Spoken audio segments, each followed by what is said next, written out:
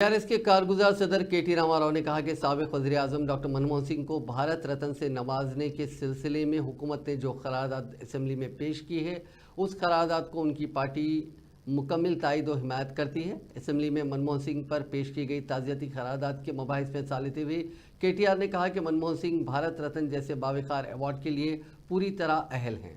मनमोहन सिंह ने अपनी तवील सियासी ज़िंदगी ईमानदारी दयानतदारी से गुजारी। मनमोहन सिंह की काबीना में उनके वालिद चंद्रशेखर राव भी 1.5 साल तक बहैसियत वज़ीर खिदमत अंजाम दी। उन्होंने बताया कि असल में मनमोहन सिंह की जहानत और सलाहियतों की शिनाख्त तेलंगाना के सपूत पीवी नरसिम्हा राव ने की थी। मनमोहन सिंह के दौर में ही तेलंगाना रियासत की तश्कील अमल में आई।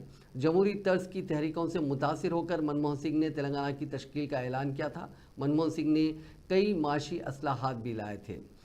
इसी करारदाद पर बात करते हुए बीआरएस के रुकने असेंबली हरीश राव ने कहा कि मनमोहन सिंह को दिल्ली में काफ़ी इज्जत व एहतराम के साथ आखिरी रसूमात अंजाम दी गई थी, लेकिन तेलंगाना के सपूत व साबिक वज़ीर-ए-आज़म पीवी नरसिम्हा राव को वो इज्जत नहीं दी गई जिसके वो हकदार थे। उन्होंने निशानदेही की कि भारत के दीगर आनजानी वज़ीर-ए-आज़म के लिए दिल्ली में यादगारी तामीरात मौजूद हैं, लेकिन नरसिम्हा राव के लिए कोई ऐसी यादगार नहीं बनाई गई।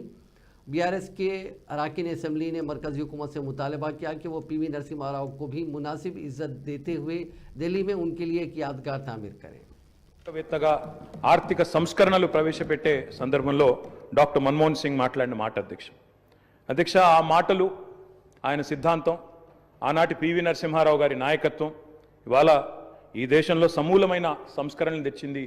ఈ దేశంలో ఎన్నో రకమైన విప్లవాత్మకమైన మార్పులు కూడా వచ్చినాయి అధ్యక్ష।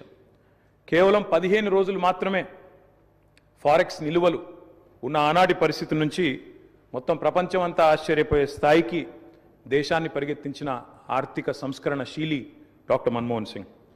అనవసరపు డాంబికాలు అనవసరపు ఆర్భాటాలు లేకుండా హడావిడి లేకుండా సింపుల్ లివింగ్ హై థింకింగ్ అనే మాటకి పర్యాయ పదంగా డాక్టర్ మన్మోహన్ సింగ్ అని మనం చెప్పుకోవచ్చు అధ్యక్ష। Loyalty is a very rate loyalty అనేది విశ్వాసం అనేది ఇవాళ రాజకీయాల్లో